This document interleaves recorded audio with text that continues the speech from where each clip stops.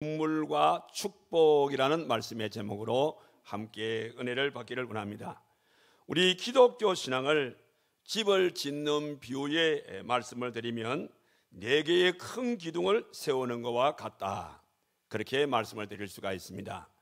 그 4개의 기둥은 어떤 기둥이냐면, 첫 번째 기둥은 창조신앙의 기둥이고, 두 번째 기둥은 구속신앙의 기둥이고, 그리고 세 번째 기둥은 부활신앙의 기둥이고, 그리고 마지막 네 번째 기둥은 재림신앙의 기둥이라. 그래서 우리 기독교의 신앙이라는 것은 이 4개의 기둥에 의해서 견고하게 서가는 그런 아름다운 집과 같은 것이 우리 기독교다, 그렇게 말씀을 드릴 수가 있습니다. 특별히 그 중에서도 이 부활의 신앙이라는 것은 우리 기독교 신앙의 가장 핵심이라고 볼 수가 있습니다. 그래서 부활의 신앙은 기독교의 핵심이고, 그리고 기독교의 결론은 뭐냐? 바로 재림의 신앙이라, 그렇게 말씀을 드릴 수가 있습니다. 그래서 부활의 신앙이란 것은 믿어도 되고 안 믿어도 되어지는 그런 것이 아닙니다. 예수 믿는 성도들은 반드시 부활의 신앙을 우리는 믿어야 합니다. 왜냐하면 예수님의 부활을 우리가 믿게 되어지면 우리에게는 영원한 생명이 주어지지만은, 우리가 예수님의 부활을 믿지 않게 되어지면 죽음의 문제가 해결되지 않기 때문에 항상 우리의 생활 속에는 염려와 두려움을 가운데서 우리는 살아갈 수밖에 없다는 그런 말씀인 겁니다. 그래서 오늘 이 본문의 말씀에도 보게 되어지면 우리 예수님께서 이제 부활하신 새벽에 막달라 마리아가, 여기 1절의 말씀 보니까 안식 후 첫날 일찍이 아직 어두울 때에 막달라 마리아가 무덤에 와서 돌이 무덤에서 옮겨진 것을 보고 보았다. 그리고는 그 안에, 무덤 안에 예수님의 모습이 보이지를 않았어요. 예수님의 시신이 없었다, 이 말입니다. 그래서 이 마리아는 11절의 말씀 보니까 마리아는 무덤 밖에 서서 울고 있더니 울면서 구부려 무덤 안을 들여다 봤다는 것이죠. 들여다 보니까 거기에 누가 계십니까? 15절의 말씀 보니까 예수께서 이르시되 여자야 어찌하여 울며 누구를 찾느냐 하시면서 부활하신 그 예수님의 모습을 이 마리아에게 보여주었던 것을 여기서 볼 수가 있습니다. 자, 그런데 사실은 우리 예수님께서 부활을 하셨을 때에 제일 먼저 볼 사람이 누구라고 생각합니까? 바로 그것은 예수님의 제자들이죠. 왜냐하면 예수님의 제자들은 3년 동안 예수님을 따라다니면서 또 순간순간 우리 예수님께서 이 부활에 대한 얘기를 여러 번 동안 이렇게 하셨던 것을 보게 되어집니다. 그런데 지금 이 장면을 보게 되어지면 이 예수님의 제자들은 보이지를 않는다, 이 말입니다. 왜 그러냐면 그들은 예수님에게 예수님의 부활의 얘기는 들었지만은, 그러나 그들은 예수님의 부활에 대해서 그렇게 깊이 믿지 않았던 것 같습니다. 그러다 보니까 예수님께서 십자가에 못 박혀 돌아가시고 난 다음에 오늘 여기 19절의 말씀 보니까 이날 곧 안식 후 첫날, 바로 오늘이죠. 안식 후 첫날 저녁 때에 제자들이 유대인들을 두려워하여 모인 곳에 문들을 닫았더니 라고 했습니다. 이 얘기는 뭐냐면, 자, 예수님께서 십자가에서 운명을 하셨습니다. 예수님께서 운명하신 그 모습을 보시면서 이 예수님의 제자들은 굉장히 두려움도 생겼지만은, 그 다음 타켓은 우리겠구나. 예수님을 죽인 이 유대인들이 두 번째 예수님을 따라하는 우리들을 죽일 것이다. 이런 두려움 나머지 안식 후 첫날 저녁, 오늘 주일 저녁이죠. 첫날 저녁 때에 제자들이 유대인들을 두려워해서 모인 곳에 문을 아예 꼭꼭 이렇게 닫고 있었다, 이 말입니다. 그러면서 공포와 두려움에 떨고 있는 그 순간에 부활하신 우리 예수님께서 어떻게 했습니까? 바로 그 자리에 그 가운데 서서 이르시되 너희에게 평강이 있을지어다, 이렇게 말씀하시면서 우리 예수님께서 나는 사망 권세를 깨뜨리고 이렇게 다시금 살아났다라는 것을 그들에게 보여주시고 그 제자들을 만나 주었던 것을 우리는 여기서 알 수가 있다는 사실이죠. 이게 바로 부활의 신앙인 것입니다. 그런데 우리가 일반적으로 부활이라고 말씀하게 되어지면, 우리가 영어 사전을 보게 되어지면 부활에 관한 비슷한 단어들이 세 단어가 나와요. 그 첫 번째 단어는 부활 글자 그대로 resurrection이라는 이 부활이라는 이 영어가 단어가 기록되어 있고, 또 하나는 뭐냐면 restoration. restoration이라는 것은 뭐냐면 회복이라는 단어가 부활의 의미에 그게 이렇게 나와 있어요. 또 그런가 하면은 또 하나는 뭐냐면 revival이라는 거예요. revival. 이 revival이라는 이 단어가 역시 마찬가지로 이 부활이라는 그 단어와 함께 나오는 거예요. 그러면 여기 revival이라는 뜻이 뭐죠? 바로 그는 부흥이라 이런 뜻이거든요. 그러니까 우리가 일반적으로 부활이라고 하게 되어지면 단순한 부활로 끝나는 것이 아니고, 이 부활의 의미 속에는 우리가 부활하신 예수님을 만나게 되어지면 우리의 모든 신앙이 회복되어지고, 부활하신 신앙, 우리가 주님을 만나게 되어지면 우리의 믿음이 더욱더 부흥되어지는 그런 역사들이 일어난다는 사실이죠.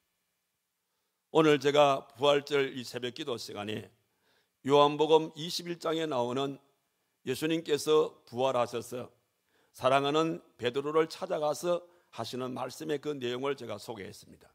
우리가 잘 아는 말씀이지 않습니까? 요한 아들 시몬아, 네가 나를 사랑하느냐? 이 사랑의 질문이지 않습니까?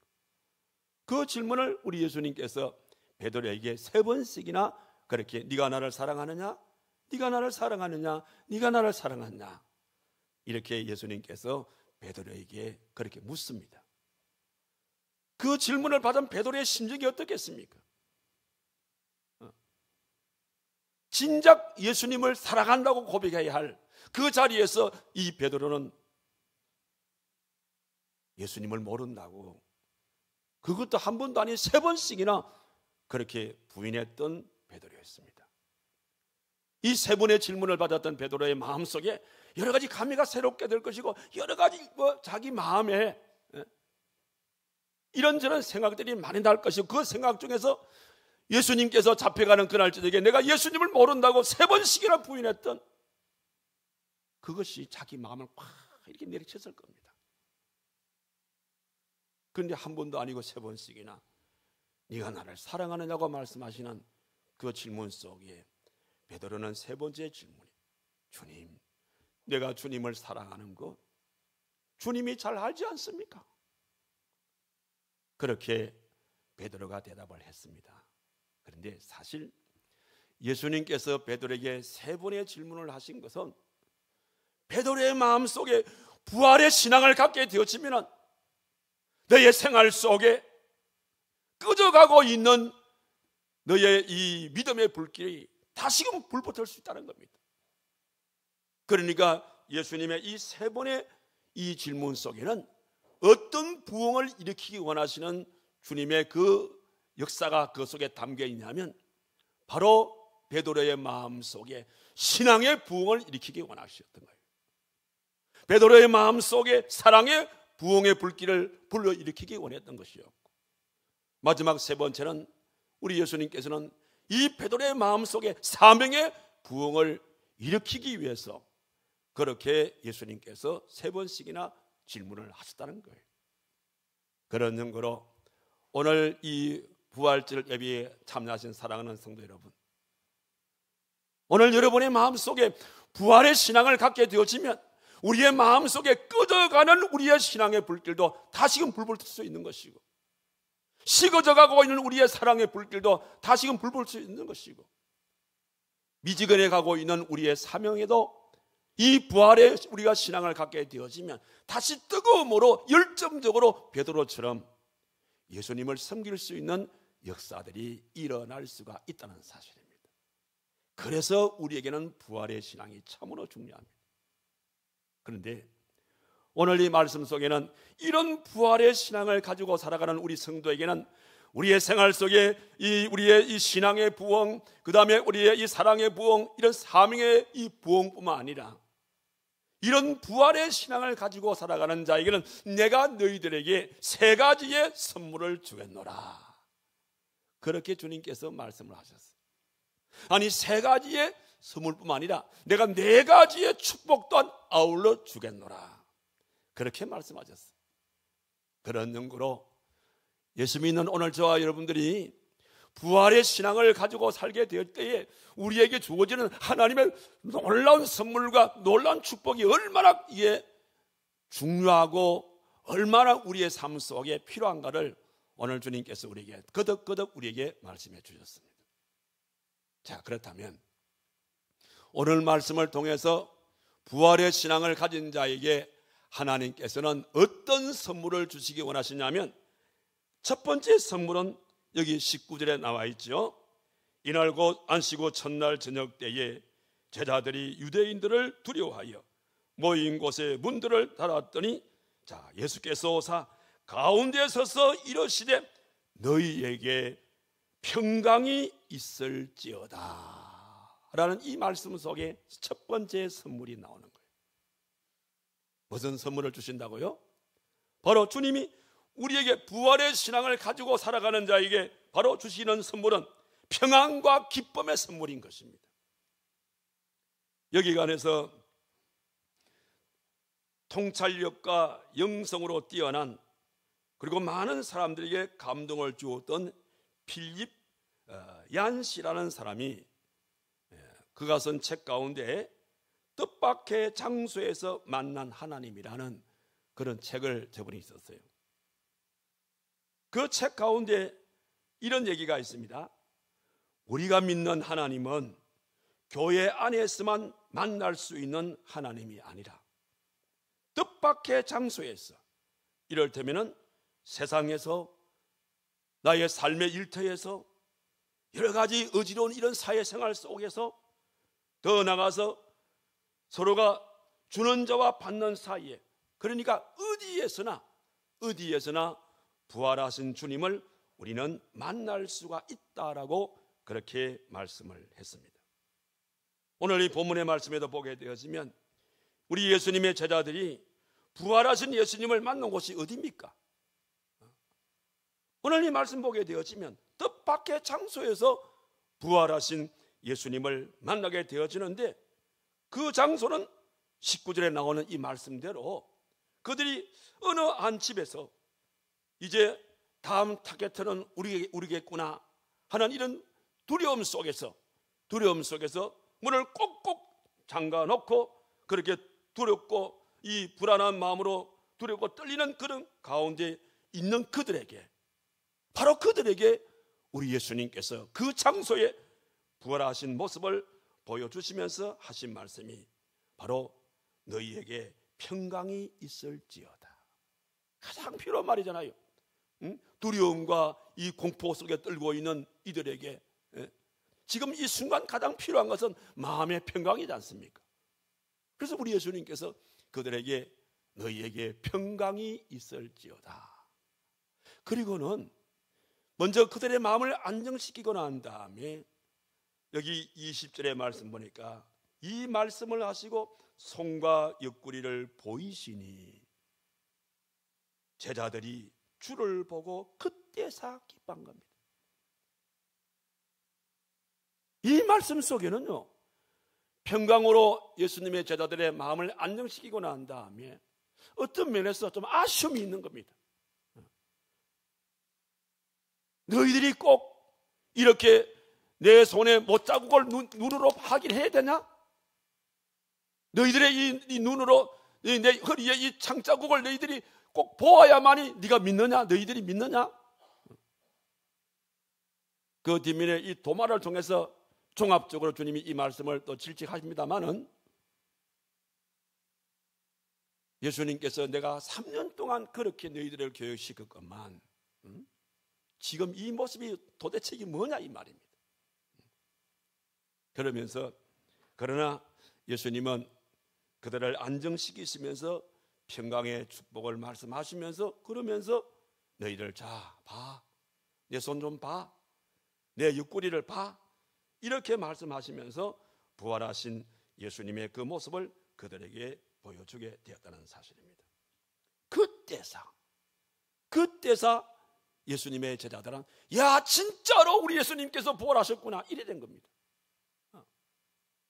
그러면서 한순간에 그 모든 불안과 공포는 다 떠나가게 되어지고 그 마음속에 말할 수 없는 부활의 기쁨이 그들 마음을 꽉 채우게 되었다는 사실입니다. 여러분, 이게 바로 부활신앙을 가진 자에게 주시는 우리 주님의 귀한 선물입니다. 오늘 이 자리에 오신 여러분들 가운데서 험악한 세상을 살아가는 가운데에 이런저런 일들로 말미암아 혹 마음에 불안한 마음을 가지고 오늘 이 자리에 오신 분이 계십니까? 아니면 여러 가지 일들 속에서 어떤 두려움 때문에 밤잠을 이루지 못하는 그런 어려움 속에 살면서 아직도 이 두려움을 떨쳐버리지 못하고 오늘 이 자리에 오신 분이 계십니까? 여러분, 부활의 신앙을 가지십시오. 이 땅에 오신 부활하신 예수님을 만나시기를 바랍니다. 부활하신 예수님을 만나게 되어지면 우리를 짓누르고 있는 모든 공포는 떠나갈 줄 믿습니다. 우리 마음을 짓누르고 있는 모든 두려움도 다 떠나갈 줄로 믿습니다. 사실은 이 주님의 이 말씀은 십자가를 지시기 전에 누누이 교육했던 말씀인 겁니다. 특별히 요한복음 14장 27절의 말씀 보니까 이런 말이 있지요. 평안을 너희에게 끼치노니 곧 나의 평안을 너희에게 주노라. 내가 너희에게 주는 것은 세상에 주는 것과 같지 아니하니라. 너희는 마음에 근심하지 말고 두려워하지 말라. 너희들이 부활하신 예수님과 함께 있게 산다면 왜 이런 것을 두려워하냐 이 말이에요. 그러시면서 다시 한 번 더 우리들에게 부활의 신앙을 촉구하시는 주님의 말씀을 여기서 읽을 수가 있습니다. 그런 연고로 오늘 이 부활절을 통하여 이 예배에 참여하신 사랑하는 성도 여러분, 혹 여러분의 마음속에 불안과 두려움과 근심과 슬픔 속에 있는 성도가 있으면 오늘 부활의 주님을 만나십시오. 부활의 주님을 만나시고 그리고 우리 마음속에 이 부활의 신앙을 가지고 살게 되어질 때에 그 부활의 신앙을 통해서 우리를 짓누르고 있는 불안과 공포와 두려움과 근심과 모든 슬픔은 다 떠나갈 줄로 믿습니다. 이런 믿음을 꼭 가지시기 바랍니다. 이런 귀한 선물을 여러분들에게 오늘 주님이 주셨던 것입니다. 그 다음에 또 하나의 선물은 무엇인가 하면 부활의 신앙을 가지고 살게 되어지면 믿음의 확신과 사명의 선물 또한 내가 너희들에게 주겠노라 라고 그렇게 말씀하고 있음을 보게 되었습니다. 자, 조금 전에 읽었던 말씀 가운데 특히 20절을 한 번 더 봅시다. 이 말씀을 하시고 손과 옆구리를 보시니 제자들이 주를 보고 기뻐했다, 이 말씀이죠. 이건 뭘 말합니까? 의심 많은 이 제자들에게 확실한 믿음의 확인을 시켜주는 겁니다. 내가 십자가 지기 전에 3년 동안 내가 이 얘기 안 했냐? 3년 동안 이 부활에 대한 얘기했는데도 불구하고 아직도 너희들이 믿지 못하느냐? 이제는 봐라. 너희들 눈으로 다 봤잖아. 내가 십자가에 못이 박혔고 내 양손과 양발에 못을 박았고 그리고 내가 6시간 동안 십자가 위에서 내가 고난당하다가 죽은 내 모습을 너희 다 봤지 않느냐? 그래서 내가 뭐라 그랬어? 내가 죽은 지 3일 만에 살아날 것이라고 말했지 않느냐? 너희들 왜 믿지 못하느냐? 이제는 확실히 봐라 하시면서 주님께서 못자국을, 손에 못자국을 보여주시고 그리고 허리에 청자국을 보여주셨다는 사실입니다. 이 과정을 통해서 그동안 반신반의했던 이 예수님의 제자들의 믿음이 확실한 믿음, 확고한 믿음. 아, 이 확실한 믿음이구나. 그냥 우리 예수님께서 한 말이 그냥 해본 말이 아니라 확실하게 주님께서 말씀하신 그대로 모든 것을 이루어 주셨구나라는 그 가운데 이들의 마음속에 이제는 어떠한 내 생활 속에 어려움이 온다 하더라도 주여 이제는 절대적으로 내 믿음 흔들림이 없을 겁니다. 이렇게 믿음의 확신을 그들의 마음에 심어주는 그 순간이었습니다. 그리고 난 다음에 주님께서는 그들이 그 장면 속에서 마음의 확신을, 믿음의 확신을 가지고 기뻐하는 모습을 보시면서 그래서 주님이 그들에게 이제 이 얘기를 하시는 겁니다. 21절 말씀 보니까 예수께서 또 이르시되 너희에게 평강이 있을지어다. 아버지께서 나를 보내신 것 같이 나도 너희를 보내노라. 아버지께서 나를 보내신 것 같이 나도 너희를 보내노라라고 하시면서 부활하신 예수님을 증거할 사명을 그들에게 부여하고 있다는 것을 여기서 볼 수가 있습니다. 여러분, 사실 오늘 우리들은 부활하신 주님께서 우리에게 주시는 이 믿음의 확신이 없다면 우리는 사실 이 험악한 세상을 제대로 살아갈 수가 없어요. 왜냐하면 지금 이 지구촌에는 하루도 편안한 날이 없지 않습니까? 여기저기서 전쟁의 소리가 들려오고 또 뭐 지진의 소리가 들려오게 되어지고 여러 가지의 재난의 소리가 들려옵니다. 이런 모ral 질병들이 자꾸 생겨지게 되는 것입니다. 정말 우리의 마음속에 불안이 끊어질 날이 없어요.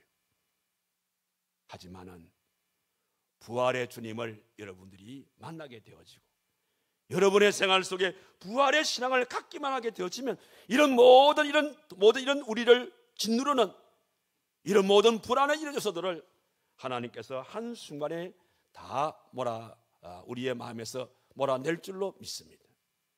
그러면 이 부활의 신앙이란 게 목사님 그러면 구체적으로 뭡니까? 부활의 신앙이란 것은요, 한마디로 말씀을 드리면 이런 것 같은 겁니다.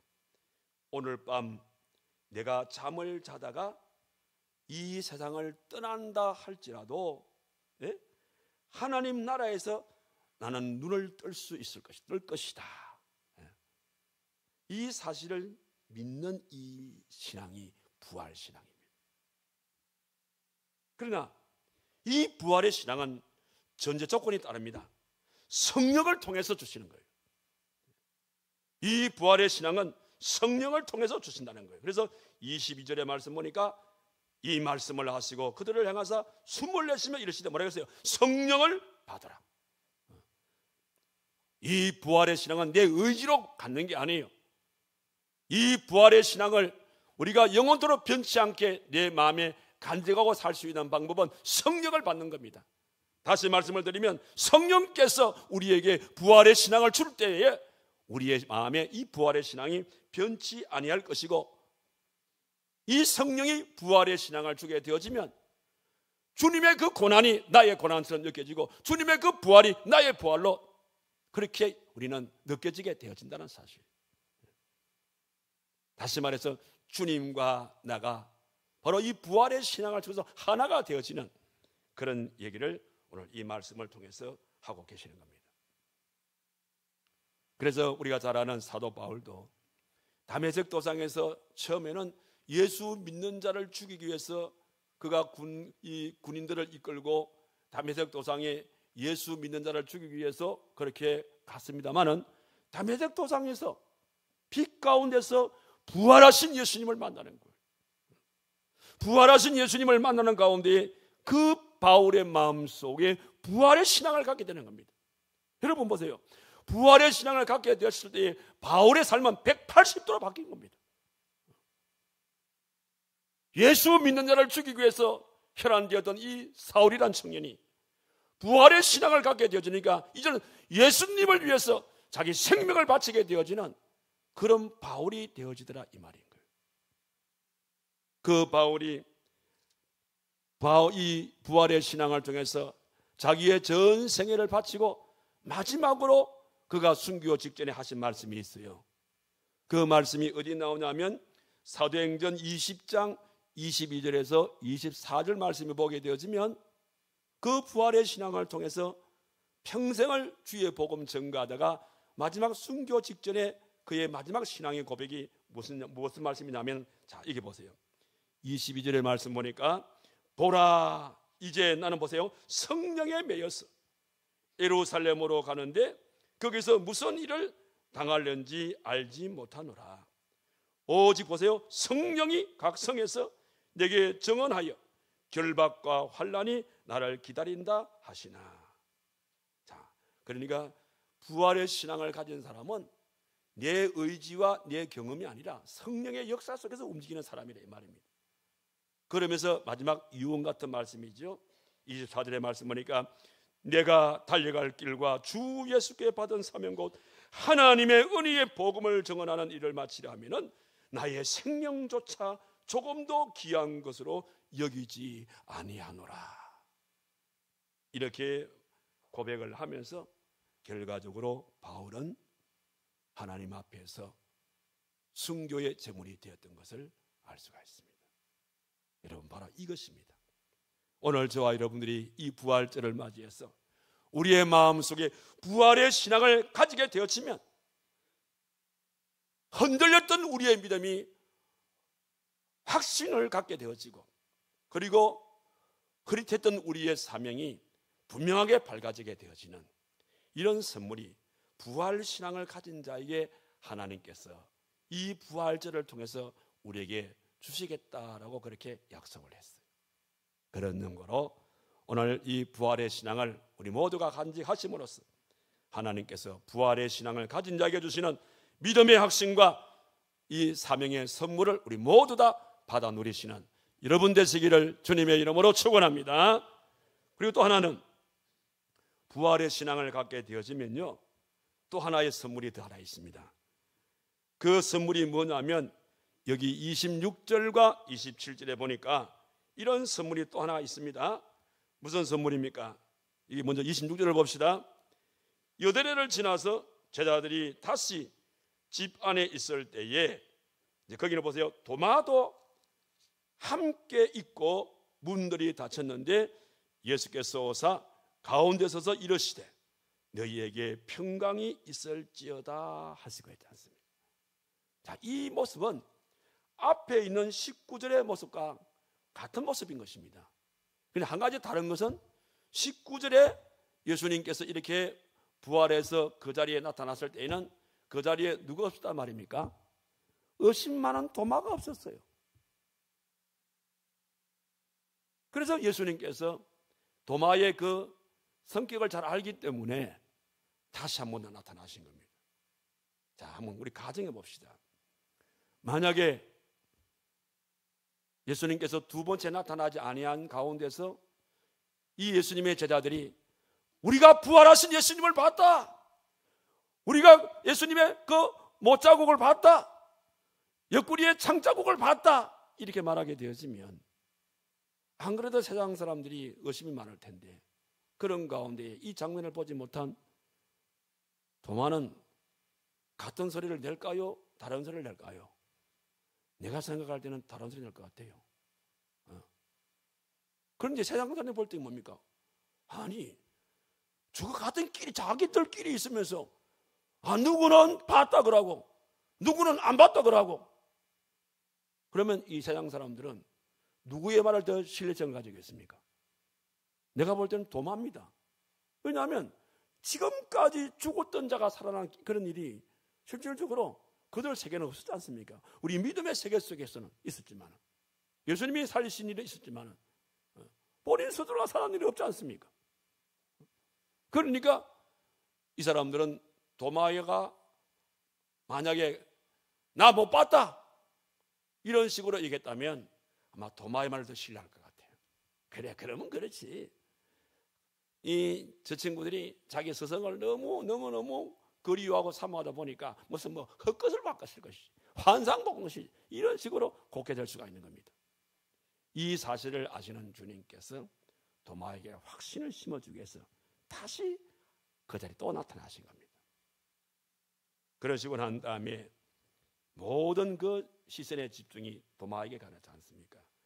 27절에서 뭐라 그럽니까? 예수님께서 도마에게 이르시되, 도마에게 이르시되 내 손가락을 이리 내밀어서 내 손을 보고 내 손을 내밀어서 내 옆구리에 넣어보라. 그리하여 믿음 없는 자가 되지 말고 믿는 자가 되라. 여러분, 제가 만약에 이런 일이 없을 때에 어떤 일이 일어났을까? 제가 한번 제 나름 추리로 해서 얘기한 그 얘기가 이 말이 맞죠? 이 장면이 없었으면 틀림없이 도마는 원래 의심이 많은 사람이 되다 보니까 분명히 그런 식으로 얘기를 했을 것 같습니다. 그래서 다시 한 번 더 도마에게 그 사실을 확인시켜 주시는 겁니다. 그럴 때에 도마의 반응이 어떻습니까? 여기에 28절 도마가 대답하여 이르되 나의 주님이시오 나의 하나님이시라 이렇게 말했어요. 그때서 와, 이게 진짜구나, 이게 사실이구나, 막 흥분이 된 겁니다. 그렇게 고백하게 되어질 때에 우리 예수님께서 29절에 이런 말씀을 하시지 않았습니까? 예수께서 이르시되 너는 나를 본 거로 믿느냐? 보지 못하고 믿는 자들은 복되도다 하시니라 그랬잖아요. 지금 이 한 사건을 통해서 여러분들 어떤 장면을 우리가 상상할 수가 있습니까? 의심만 해서 그냥 인상을 콕 쓰고 있던 이 도마가 부활하신 예수님, 자기가 확인하고 싶었던 예수님의 그 못 박힌 손바닥, 그리고 창에 찔린 옆구리를 자기 눈으로 확인하지 않습니까? 확인하는 그 순간 또 이 도마의 마음에 기쁨을 넘어서 그 마음에 말할 수 없는 행복감을 아마 도마가 느꼈을 것 같아요. 그런 내용을 아시는 주님께서 하나 더 떠서 말씀하십니다. 너는 보고 믿느냐? 네가 봄으로서 네 행복을 거기서 누리느냐? 아니야. 진짜 진정한 행복자는 보지 않고 믿는 자가 행복자야. 이렇게 말씀하고 있는 거예요. 자, 그렇다면 오늘 저와 여러분들은 예수님께서 부활의 첫 열매가 되셔서 그 모습을 사랑하는 제자들에게 보여주었던 그런 주님을 우리는 지금 보지 못합니다. 그렇지 않습니까? 거기는 극히 제한된 사람들이에요. 주님은 미래를 바라보시는 겁니다. 그래서 오늘 저와 여러분들은 도마처럼 예수님의 제자처럼 그 예수님의 그 모습, 부활의 첫 열매가 된 그 예수님 모습을 우리가 보지를 못했습니다. 우리는 예수님의 그 못에 박힌 그 손바닥을 보지 못했어요. 우리는 창에 찔린 옆구리를 보지 못했습니다. 그러나 우리는 부활의 신앙을 가지는 것은 무엇을 통해서? 바로 하나님의 말씀을 통해서. 내가 보지는 못했지만 하나님의 말씀을 통해서 예수님의 그 부활하심을 믿는 우리들에게 너희들이 진정한 복받은 자야, 너희들이 진정한 행복자야, 이렇게 말씀하고 계시는 겁니다. 여러분, 묻겠습니다. 여러분, 부활하신 예수님을 여러분들 믿습니까? 여러분들, 여러분의 손으로, 여러분의 눈으로 예수님의 못자국을 내가 만져보지 못했고 예수님의 창자국을 만져보지 못했지만, 그러나 예수님께서 손에 못이 박히시고 여기에 창에 찔리신 이 사실을 믿습니까? 믿죠? 바로 이것입니다.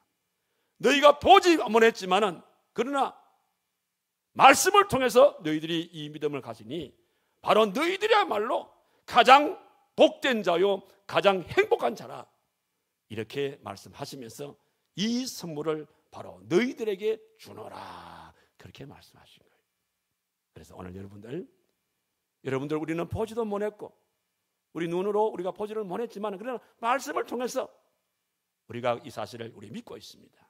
그래서 믿는 이들에게 주시는 바로 하나님의 이 복의 선물과 이 행복의 선물을 마음껏 받으시는 여러분 되기를 주님의 이름으로 축원합니다. 이렇게 부활의 신앙을 가진 자에게는 세 가지의 선물을 이렇게 주실 것을 약속하셨고, 여기 보너스로 막 이게 끝나도 되는데 하나님께서는 이 부활의 신앙이 너무너무 귀하기 때문에 내가 이제 너희들에게 선물뿐만 아니라, 선물은 우리가 한번 받음으로 이렇게 때로는 끝날 수도 있지만 하나님의 축복은 이어질 수가 있는 거예요. 그러니까 하나님께서 내가 너희들에게, 내가 이 땅에 다시 오는 그날까지 부활의 신앙을 가진 자에게는 내가 너희들에게 이런 복을, 이런 축복을 주겠노라 라고 하시면서 주신 축복이 뭐냐면, 첫 번째 축복은 누가복음 24장 36절에 기록되어 있는 평안의 축복. 그 다음에 두 번째 축복은 마태복음 28장 6절에 기록되어 있는 기쁨의 축복.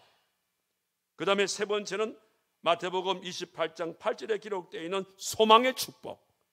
그리고 마지막은 요한복음 16장 33절의 말씀 보면 너희가 세상에서 환난을 당하나 담대하라 내가 세상을 이겼노라 라고 말씀하시면서 우리가 이 땅에 머무는 기간 동안 어떠한 일들을 당한다 하더라도 종국적으로는 내가 너에게 승리의 기쁨을 주겠노라 하는 이런 네 가지의 축복을 부활의 신앙을 가진 모두에게 하나님께서 주실 것을 약속해 주셨습니다. 그런 연고로 오늘 저와 여러분들 부활의 신앙을 가짐으로써 먼저 평안과 기쁨의 선물, 믿음의 확신과 사명의 선물, 그리고 행복의 선물을 받으시고, 그리고 더불어 부활의 신앙을 통해서 평안의 축복과 기쁨의 축복과 소망의 축복과 승리의 축복을 받았어. 주오시는 그날까지, 주의 부름받는 그 순간까지 그 부활의 신앙 가운데서 살아가시는 저와 여러분 되기를 주님의 이름으로 축원합니다. 기도합시다. 거룩하신 살아계신 하나님 아버지, 오늘 부활의 신앙을 통하여 우리에게 허락하시는 하나님의 아름다운 선물을 살펴보게 하시니 감사를 드립니다.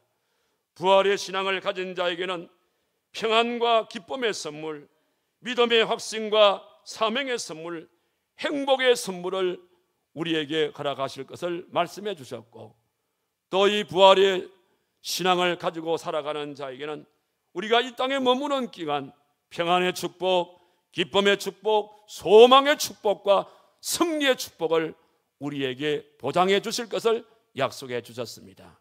하온저 오늘 부활절을 통하여 우리 사랑하는 모든 성도들이 이 부활의 신앙을 가짐으로써 하나님 주시는 이 세 가지 선물과 하나님 주시는 이 네 가지의 축복 속에서 주님 오시는 그날까지 주의 부름받는 그 순간까지 이 믿음으로 살아갈 수 있는 우리 모두의 삶이 되도록 하나님이 크게 축복하여 주시옵소서.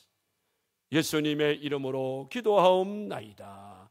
아멘.